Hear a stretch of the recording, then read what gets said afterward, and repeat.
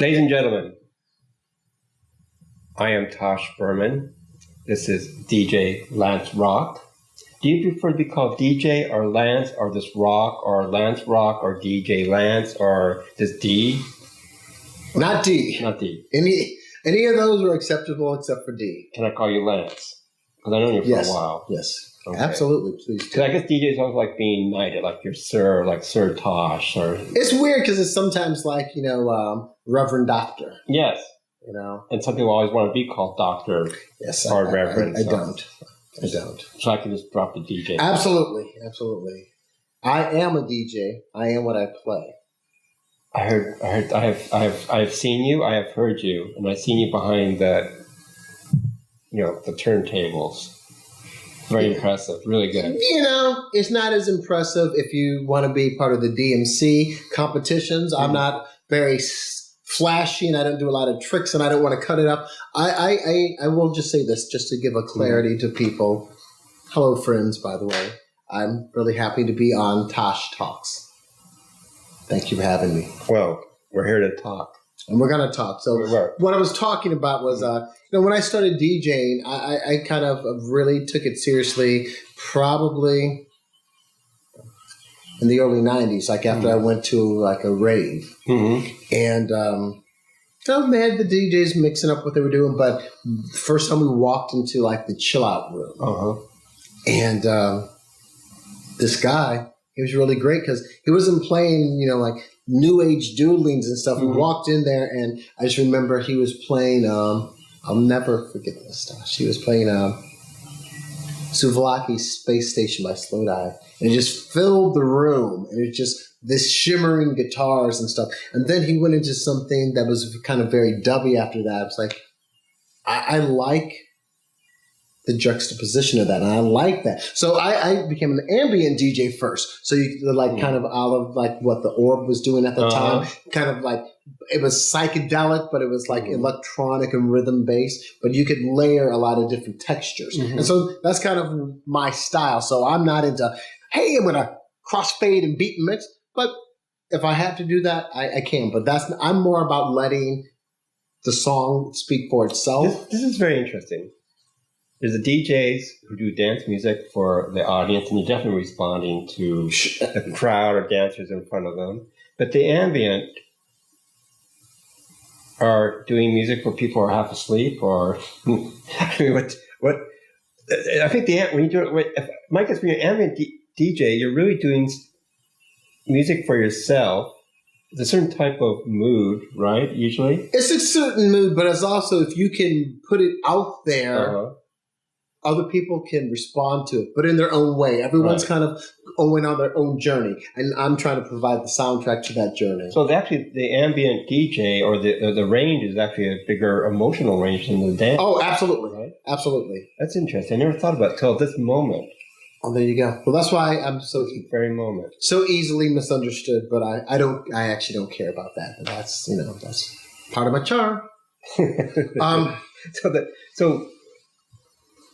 So that was that moment you got turned on being a DJ, and also interested in doing like ambient type of music. Well, I mean, I really loved hip hop back then too, but I mean, I would watch some of these guys and they were so, into that, and I liked a lot of that culture, but I just didn't want to do that. I'd rather listen, or I'd rather be a participant at a house party and kind of get we're into the party, but I didn't want to be back there doing certain things, and a lot of it was more about technique over art. And I always go to the side of art. I know we both, I'm pretty sure we have an admiration for sort of the more minimal sometimes composers. For instance, I presume you like Terry Riley, like early Terry Riley? I love Terry Riley very much. And in fact... And Tony Conrad?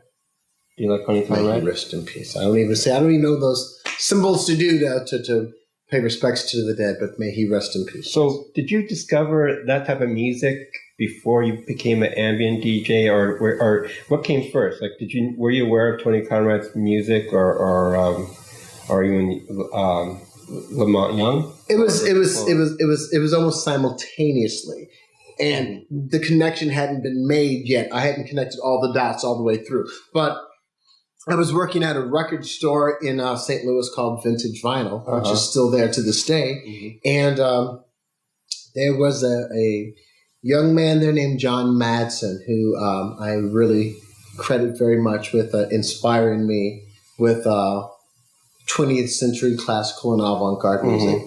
And we would just talk all the time. And I think the first thing that we kind of started talking about was, Steve Reich, And from there, it's like, hey, you like this?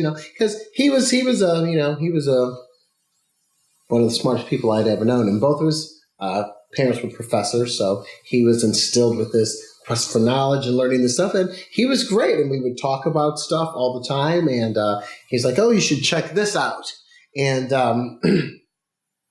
we would just go back and forth about stuff. And I also remember that we were both kind of ridiculed. By who? Our fellow co-workers, because this is 92, you have to remember. So it's way off the hipster curve. And it hasn't been in any cool movies yet or something like that. But we were both ridiculed for liking Supertramp's Breakfast in America heavily. But we also were the only ones that were really gravitating towards all the avant-garde classical music as well. And just I'm still over the shock of Supertramp. Give me a couple of seconds.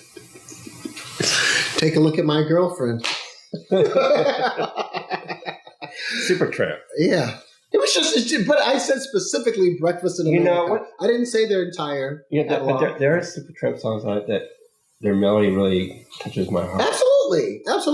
I just don't like that sort of tragically hip, I just think, if you have a menu, there's all these things you can order. Yeah. And just because this is the most popular item doesn't mean it's not good. Yeah. There's just certain things. And especially before there was this, inundation of hey, now we've got the world at your fingertips and anyone can make music and do this or that. You had to select what was out there and certain things you like more than others, I have an affinity for country music from when I grew up. It's country music from the 70s and before, I like, but probably right when it hit 1980, see a country. So is there a hybrid ambient country category yet? You know what? I think there probably is. I think Slow Dive, again, when they did that Mojave 3. But sadly, I think it wasn't really country. It was more, well, the steel guitar has an ambient type of sound. It can sound like, it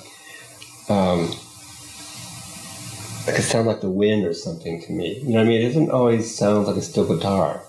I'm going to play you something once we're done with this talk. There is one track that I think I would call kind of ambient country, and that is a cover of Dennis Wilson's "Carry Me Home." Oh, really? By Primal Scream.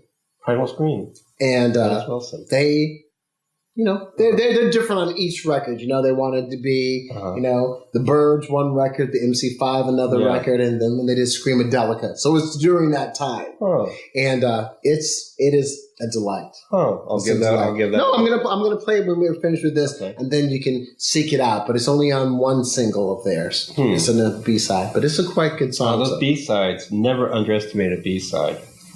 Ever. No. Usually when I get a single, I play the B-side first. I don't. It depends on what it is. You always go alphabetical order, huh? I'm a little. It's very weird like that because I might be a little OCD, but I'm not OCD in the fact that everything has to be neat and orderly and clean. No. I'm just like, this repeats this. I'm just partial. Well, I do play records like side one. I do play side one, side two.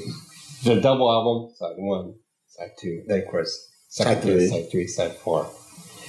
I hate it when in the 60s or 70s when they start making double albums and it had turntables that you can stack records on. So it was AD and then BC? Yeah, that I hate. Yeah. I have something in my collection that's that, and I just don't want to play that record. Yes, it's irritating. It's like that's wrong. That's what's going on here. I know. It's terrible. Very un-American. You brought some books. I don't know why you brought some books, but you brought some books here. I brought some books because I didn't know what we were going to talk about. I don't either, but let's talk.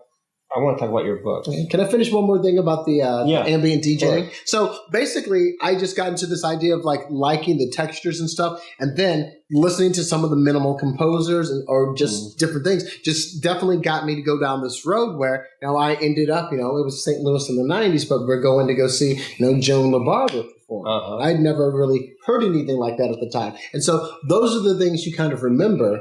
But what I did notice was that a lot of the people from the UK, especially Europe and the UK, but like Andrew Weatherall and all of that stuff who did, produce Screamadelica, they were taking things like, oh, we've got voices from this or we've got this or that. And, Alex Patterson, doctor. He's a doctor. He's a doctor. He's not a reverend doctor, but Dr. Alex Patterson from the Orb, And he was taking a lot of like very like spoken word things and psychedelic, but then also bringing in a strong dose of like, dub reggae. And it was a very cool thing of that it was like natural sounds, but like, this is about music. You did an interview with Dr. I did. I was fortunate to I saw the videos. Was it connected to the move? It was 2 years ago, in 2016. You did a great interview with Gary Newman. I actually really enjoyed that one. Yeah, he was a lovely man. He seemed to be very charming. He was a little taken.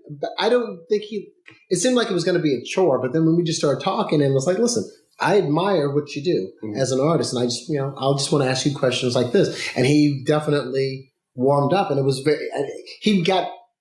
his wife was like, he was very relaxed. He liked that. So that made me feel good. So hopefully I did my job as, just trying to ask him stuff. I tried to ask him about his record label and what were the problems and the pitfalls of that. And, I think he just appreciated that. Not that I did my homework, but I mean, I genuinely cared about him. And that's what I know he has trouble socially. He has a sort of it's Asperger's. Yeah. But he's very sort of straightforward and very articulate, and he was very charming. And I think because of your approach is very charming. And you did a great interview with Laurie Anderson on that show. That was probably that blew my mind because that was one of the first times. I don't know who else was with her. That was like she. And I hasn't talked to her about Lou. And so she was just opening up, and I just think it was another thing where we were engaging.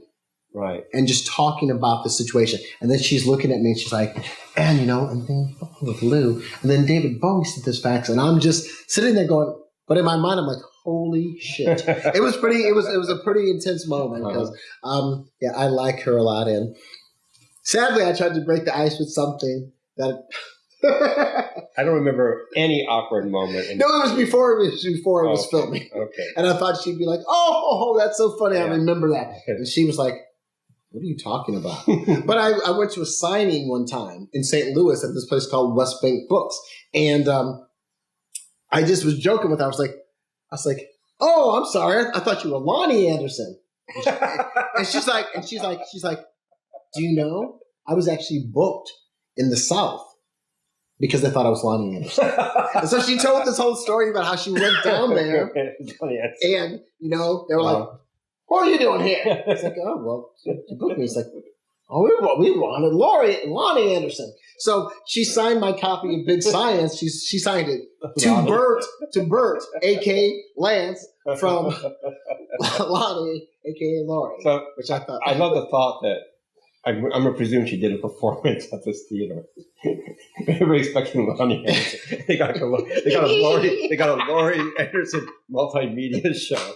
Exactly. I don't even remember what it was. It was probably like, I don't remember if it was Georgia or if it was Kentucky. I don't know where it was, but it was.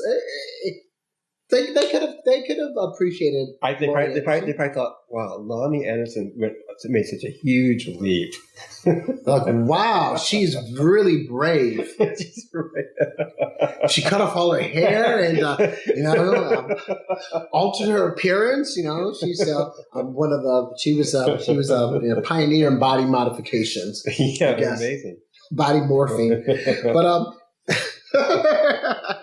but yeah, so that's how I tried to engage her, and that fell flat. And because she didn't remember it, Right. which I was a little bummed because it's a funny story. Yeah. But we just started talking about something else, and it just opened up. And Yeah, she's great. she is wonderful, and it's like she's just still doing her thing. And Yeah. that's why it's always a weird. I don't even want to say it's like, oh, I'm an outsider. We're an outsiders because I'm on a kid show that had some mainstream popularity, but that's irrelevant.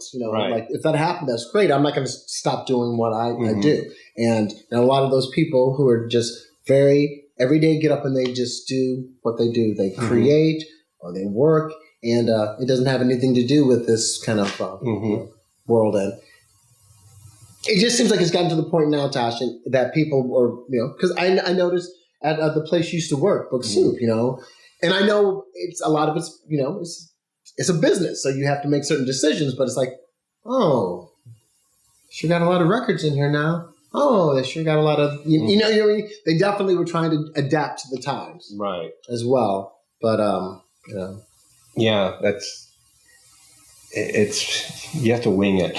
I know, I'm just saying they don't have any records at Skylight Books. I'm just saying. But when I was at the other place, I didn't put those records in. I know you didn't. I might have said yes though if I was there because I like. Well, that's self-serving interest. It's like you can get them at a discount. That'd be foolish not to do that. Yeah. But I'm just saying, you always had handwritten cards recommending stuff, which was that's what's getting lost. And some people don't want that; they just want to be spoon-fed. Oh, I went online, and this is what I was told to get. This is and that's fine. I don't. What I'm trying to say is that those two things should be able to exist, but they don't, because people are like, if you don't like this, there's something wrong with you, so be gone. So the stuff that I'm into, and the people like you have a really wide interest or a wide range of different like music styles that you like. Probably more than anybody else I really know, besides me, of course. That's true. You like you like everything from like something like a minimalism to like 80s, like new wave pop to a post-punk stuff, but even like is there a music medium you don't like? Yes, you don't go in that section. We're not going to talk about that. But what I will say very quickly to transition, I dug this out of storage, and this what is that? I'm going to hold this up if the camera can get this. This is the International Discography of the New Wave from 1982. To 1983, and this was a omnibus press back in the day, and it just it's like a dictionary. It's like a dictionary, and it tells you. Okay, let's randomly just. Yep. No, that's too random. Okay, it's too random. It was too random. I didn't want to do that. We want organized chaos. Okay, so I flipped here. All right. Comstock Angels, and it tells you what releases there are, and it tells you the Comstock Angels Polydor record 2383.578. It's a UK release. Then Do the Empty House / Now I Know, and that's a single. So it tells you all the different titles from an artist, and it goes alphabetically. It even has some pictures sometime. So this is how I learned just to check out stuff. And so some things, you don't know, but some things maybe you want to gravitate towards. So, I don't know why, but I really gravitated towards the Buzzcocks. Well, Buzzcocks are incredible. Absolutely.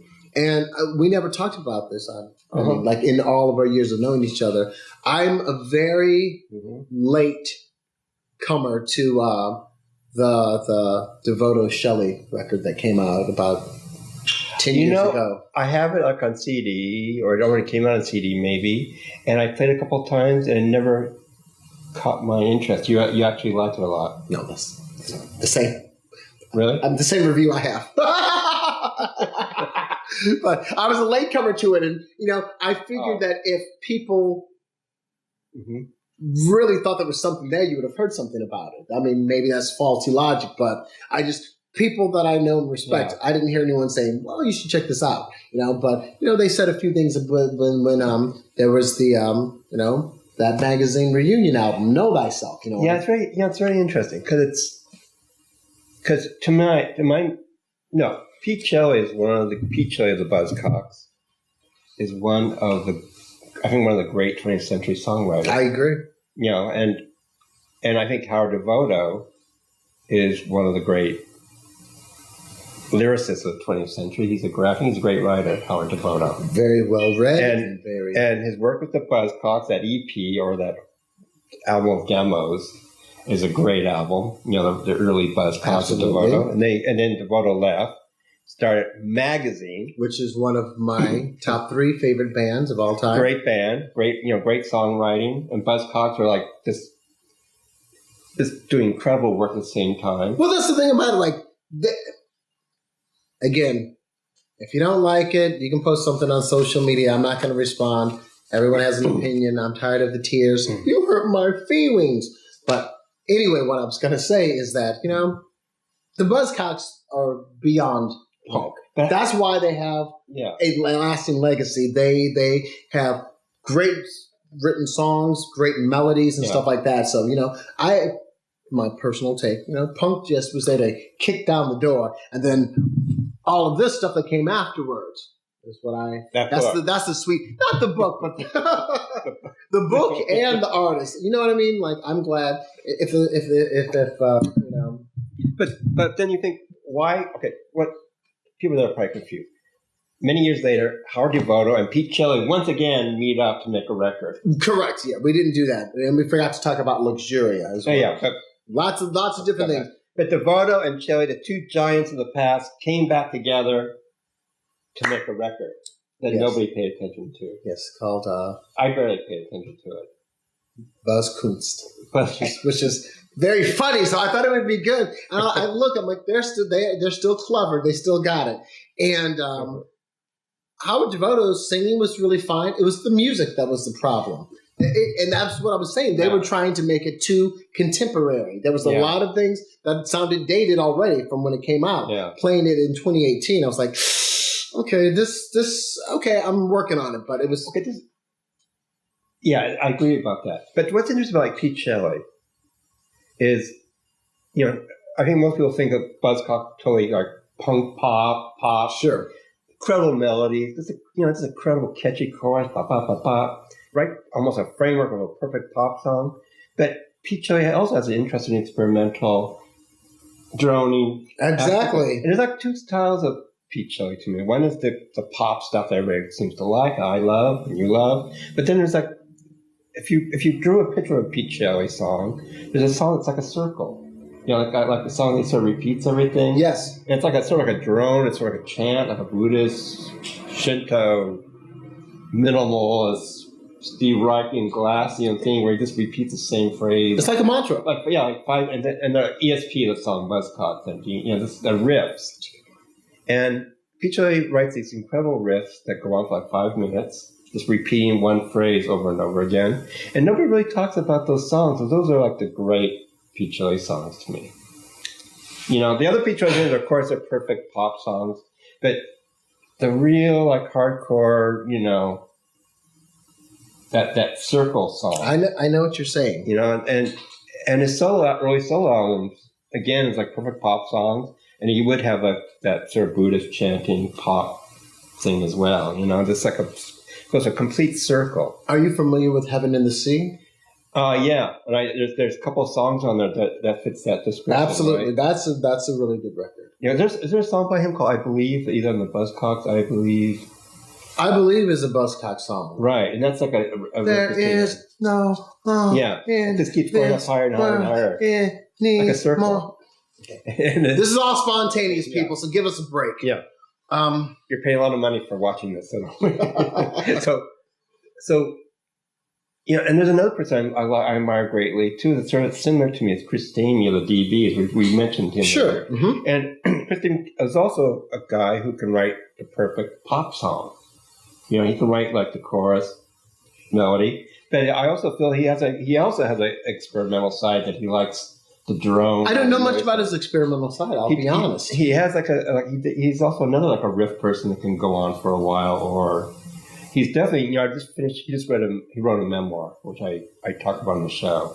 And it's very interesting because he's very much into the New York, he's a guy from North Carolina, went to New York in '75, and then hooked up with Al Chilton and hooked up with the whole punk rock, Heartbreakers, Dolls, and then of course, he was part of not part of, but he was very friendly with the no wave side of the music, and he accepted all of it. And he's one of those guys like Pete Shelley, accepts all the noise, all the chaos, as well as the beautiful melodies, and kept together. A lot of songwriters just ignore the noise. Yeah, they don't want to explore that side of themselves, and he just brought it in there, and he could do different sort of things. But I don't know if maybe some of his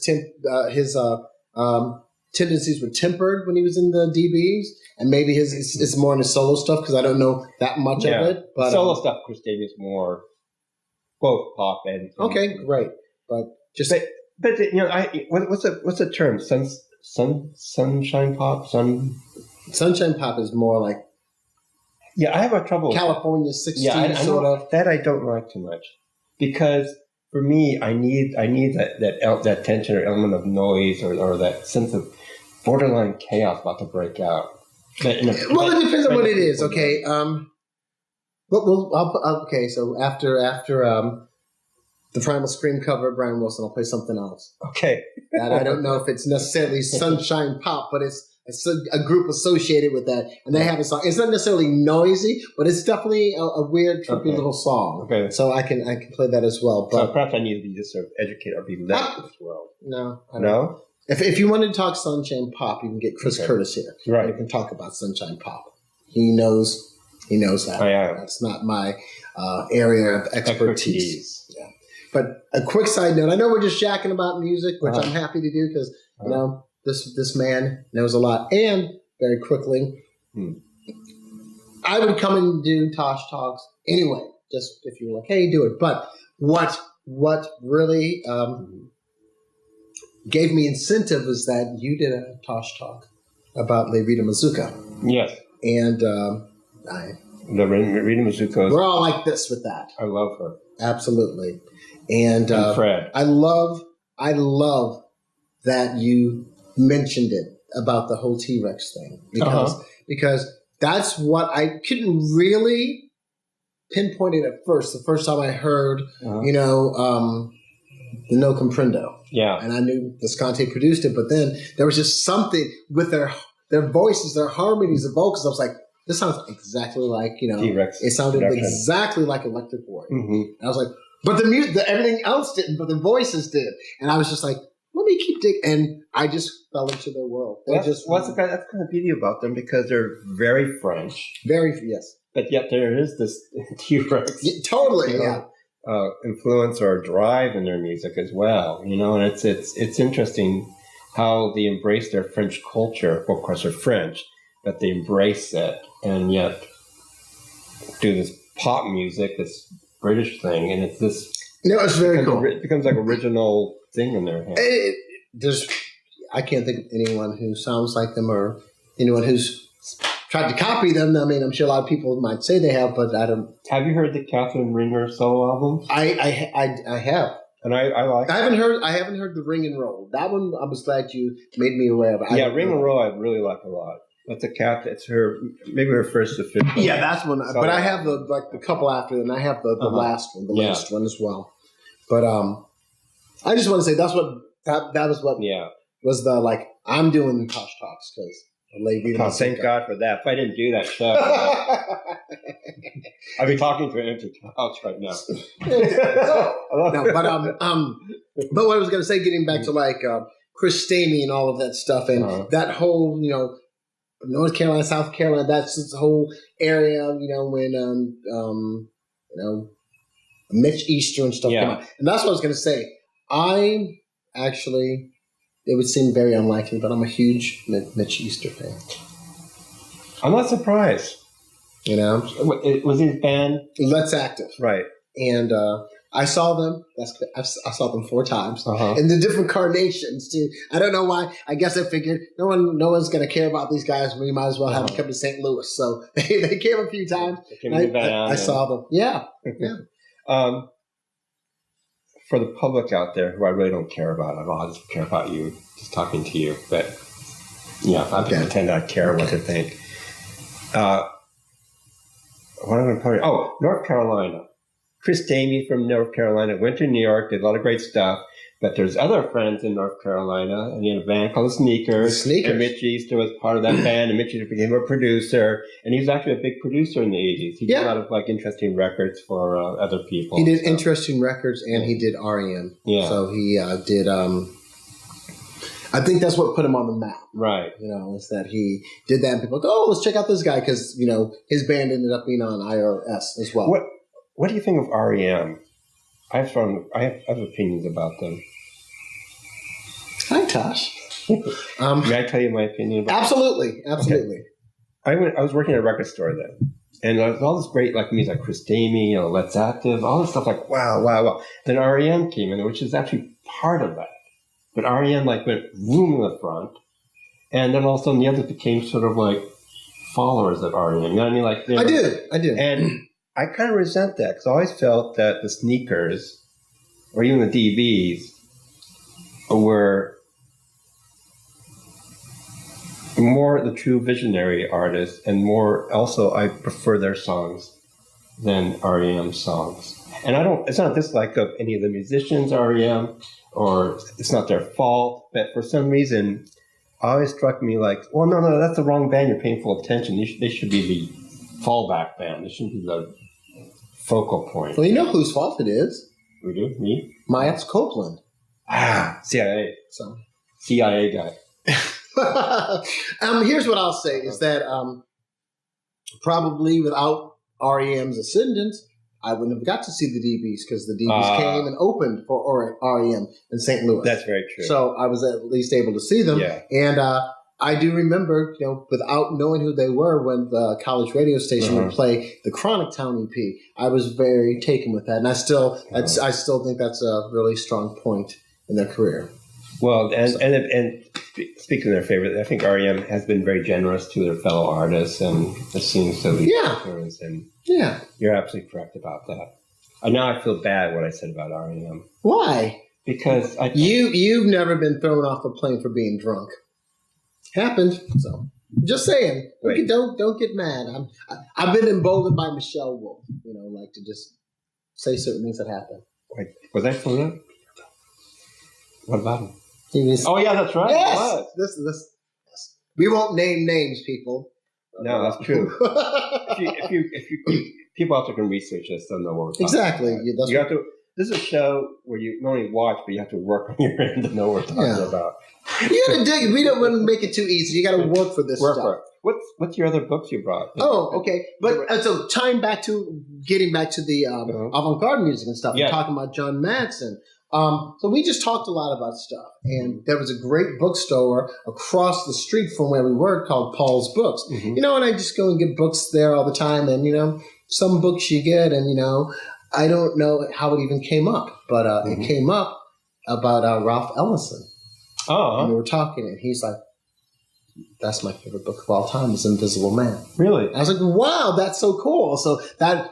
I liked that book, but it wasn't my favorite. But it just really made me think, okay, I'm going to go back and check it out. And through that, I just got this book here, which is Ralph Ellison. Yes, Shadow and Act, which is a bunch of essays and interviews and short stories that I happen to bring. I don't know this book at all. Yeah. I don't know what this page is. What impressed you about what impressed you about this? What did you bought this? I bought this at yikes! I bought this at Powell's actually. In Portland? Yes, in 1998. Wow. Not only that, but you bought it at 7:57 p.m. You bought it May 23rd, 1998 at 7:57 p.m. Wow. You probably get those back to it if you want to. It's a used bookstore, right? They are. I don't know if I'll go to Portland ever again myself. I will go to Portland. Okay, but then you can sell it for me. Okay. But what is it about Ralph Ellison that attracted your attention? What is it about? No, it was just like I just knew that story, and I didn't really know much about his life, and just finding out, you know, he was just, you know, wanted to be taken very seriously as a writer, but. He had to go in and use the Black experience kind of to get some notice. And so this is a bunch of different essays to do with race, to do with music, to just do with his observations on top of that. But the Black experience in America definitely permeated a lot of that stuff, whether it's talking about jazz or just living in New York and Harlem, and is he one of the figures who went to Paris during the 50s? Don't put me on the spot. Yes, I believe so. Okay. I believe so. I'm a Francophile. I know. Well, that's what I'm saying. I only like American culture filtered for France. That's the best. That's the best way. And that's what's so funny because I was, St. Louis again. Josephine Baker, Miles Davis, huge over there. But Josephine Baker's from St. Louis. Yeah, absolutely. And she had to leave. That popsicle stand to go to France. The reason my publishing house is called Tam Tam Books. And it's because of Josephine Baker. Did you know that? I did not know that. Yes. I thought it had something to do with Boris Vian. I really didn't know exactly why. Too. Wow. But the word Tam Tam, but she made a film called Tam Tam. Tam Tam what? It's just called Tam Tam, but a French film, her starring in it. And since Boris Vian wrote about America of sorts in a twisted way, a French guy writing about America, she went from America to France. So to me, it was like a bridge. It was like a bridge between the two cultures, and that's what Tam Tam Books is, folks. Mm-hmm. That's Tam Tam Books in a nutshell. Bridging the cultures. Stuff. Trump and Macron. Who's Macron? Trump? No. Anyway. What's the next book? I'm really bad because I don't have. My problem is that was the closest to having some sort of. But look, you're choosing these fiction, but choosing these books is almost like your subconscious at work. I like this because it's like I'm trying to figure what reason. And there is no reason. It's chaos. I want to encourage you. I just was grabbing some books. I had a lot of books out of storage, and I just didn't know what we were going to talk about. Yeah. But since Tosh is very erudite and he's read almost everything. I thought we were going to talk about books, so I just wanted to grab the few that I could. Like, I thought he'd be aware of that. I'm glad he wasn't, and I'm glad he had a look at that. That's a crazy book. I normally read a lot of biographies and nonfiction, so I try to get the fiction in. And I do tend to like older stuff, and I like older works, but like classics per se. But I know there's a lot of good contemporary fiction writers. I just haven't really gotten around to them because every time I start to do something like that, I'm like, here's the Media Monopoly by Ben Begdickian. Oh, know it. And let's see where I got this. I got this at the Library Limited in St. Louis. Oh. See, this was so crazy. None of these places exist anymore. Oh. None of these places exist anymore. Don't be sorry for me. Be sorry for us. Yes. Well, it says here he's a professor at the Graduate School of Journalism at UC Berkeley. But what happened is I just happened to hear a little blurb. The one time I had a real job where I was not a real job, but a job that I really didn't want to be. I was working for Domino's Pizza. And I was driving the delivery truck, and got to tune in. That was the first time I tuned in NPR. This was like in the. When I aged myself, it was in the late 80s. And I would drive around in their truck, Domino's logo. I'd turn on NPR, and when I didn't want to hear it, I had some homemade cassettes I would make. So I got to drive around delivering pizzas, listening to New Values by Iggy Pop over and over again. So I think that's part of the reason why that's my favorite record by him. But there was a little article, an interview with him, and he was just talking about it, and then I tried to find out some more. Then Jello Biafra mentioned something in one of his spoken word pieces about him, and then I was like, I wanted to find out more and more. And basically, he's just talking about what's happening now, how multinational corporations are kind of taking over everything. So if you had an independent label, well, this company is going to buy the major label, and then that's going to absorb this, and so you get to a point where it's like, oh, you've got a new TV show. Look, it's sponsored by the communications company that actually owns the network. And then within the show, there's going to be product placements of all the different, soft drinks or food that this company also owns now. And then you're going to have the reviewers that write for the paper that's owned by the company, write positive reviews for it. So it shows how it's all being connected. And basically, when this was written, so what it says here at the top says, in 1983, only 50 corporations controlled America's mass media. Today, the numbers dropped to 23 and is dwindling. That's like 2, right? It's 7 or less now, for sure. Interesting. So that was in a few short years. That was in a few short. Written in 1981.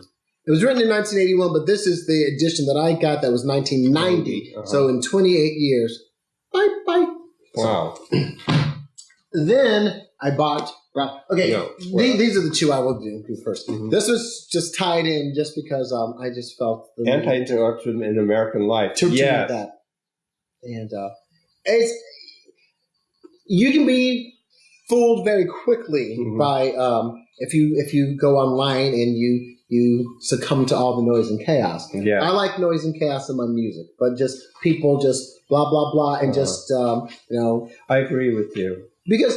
The difference is we can talk right now. Yeah. And even if we don't agree on something, you can be like, well, Lance, I don't agree with you. And I'm like, all right, Tosh, well, tell me your point. No, like, cool. Oh, I see that. And we go back and forth. But it's not like you're going to intentionally tell me lies or tell me something just to get me to agree with you. You know the terminology politically correct?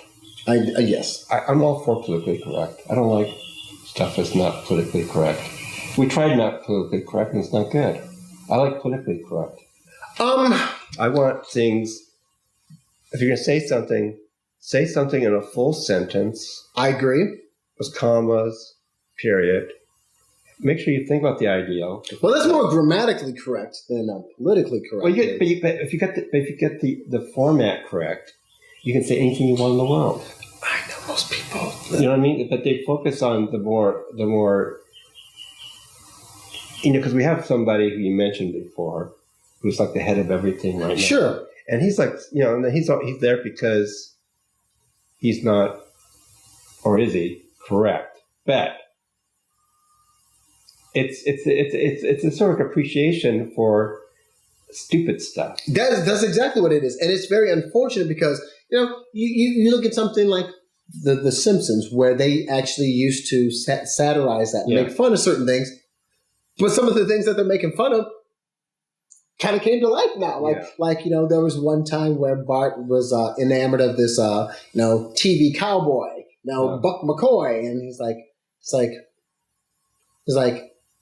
he was saying to Bart, well, what are you doing right now? It's like, well, I'm supposed to be in school. It's like, school? What do you need school for? I dropped out of the 4th grade, and I ain't not no one dummy. But now that's how people actually talk. Right. That's how they actually talk now. It's like, I can't really look at comments. I can't even look at sometimes serious articles. I'm like, is that the right word? Like, I don't understand how we've gotten to a point where people, you can say what you want to say. Can we just have proper grammar? Yeah. Proper punctuation? Certain things, like, I can read this and go, okay, I don't know, but, at least I can read it instead of having to scratch my head and go, what's this? This is internet shorthand, old man. Deal with it. Well, that's fine, but at least it has to flow. Yeah. There's just a lot of things that are just grammatically incorrect, and I know we're pontificating. And not only that, but only that we're getting rid of all the nuances of the language and all the nuances of a meaning. Well, everything's like got to be this or that or them or them. And it's like the nuances, and for me, as a writer, the nuance of a sentence or the nuance of a thought is very important. And I can't, I don't follow A, B. Absolutely not.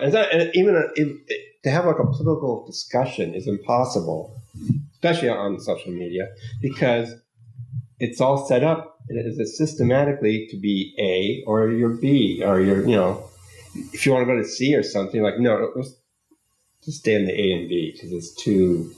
But C is where all the nuances and where all the the poetry is, in fact. Well, that's the problem. A lot of people don't like to read anymore. They don't like to do a lot of different things. They want to, I've talked to people, I'm like, oh, you're a school teacher? And like, I was like, I just read the headlines. I'm like, just read the headlines. That's not telling you anything about the story. And these are people who are, quote unquote, well-read and intelligent. And I know everyone can't do everything, but then, that's why you don't need to necessarily throw your voice into the ring about everything. Right. But I think that the nuance should be there. And I think if people read more, we could have different discussions. But I am not for being politically correct, just for the reasons that if we go back to being politically correct, no one will ever read Boris Vian again. No one will read Eugenie Sokolov. Like, we're at a point now, it's like, okay, when Gene Wilder died, there had some screenings of Blazing Saddles. There was a lot of little, chatter on the social medias about, this movie, it's so mean, and what did they say? And I'm like, that's one of the funniest, most astute movies ever. Well, and it's funny. But it's satire. It's making fun of something. It's calm. It's a critique of the world we live in. I know. Some people are just saying stuff just to be mean and for just mean purposes, or just to just to. But I'm saying they don't differentiate that anymore. That's what I mean. That's we're on the same page. That's the only reason I don't want the political correctness. I just want the people to be like, suck it up. Stop the tears. I want people to be like a law where people have to be polite. You must be polite all the time. Well, you know what? I can see from some of your viewing material, you're a fan of John Waters, as am I. He's a polite man. Oh, he's very polite, but his movies aren't. No, but again, it's a critique. It's a style. It's a nuance. It's a very nuanced work. But I just don't even know how much people watch those movies. I mean, he's made a ton off of Hairspray. Yeah. The not so much the movie, but the musical, and then the movie of the musical. Yeah. So those two things, and then he was able to go on his lecture circuit and hitchhike across the country and do all those kind of things. And he's a delight. I think he's coming back to LA soon. Yes. And but I don't know how much people get into his earlier movies. And I know Criterion's putting out stuff, and I think they put out Multiple Maniacs and stuff. And so now they're being reassessed a certain way. But I don't know if people who are going to go watch The Avengers are going to want to watch any of his movies. I think, No offense to The Avengers. I saw The Avengers. Infinity War. I saw that. So, I saw it. You did? Yeah. Did they win? I can't give it away. Except I was shocked. Well, how can you wait? It said Infinity War, so it's still going on. So how could you have left the theater? Well, there's part 2 coming. Okay. But she's saying we have to wind down, but I say we can go for another hour. Okay, well, this is the end of part 1. How about that? Part 1. This is part 1. This is like the Avengers. This is Let's Tosh. This is Tosh Talks, Infinity Wars. But if you want me to come back, I would be happy. No, I never want you to come back again. Okay. I'm out of here, people. Bye. I will have Let's Rock back again. As a showbiz, we just give a bow and just, together we should do a bow. Okay. 1, 2, 3. Thank you. This is Tosh Talks. Bye-bye.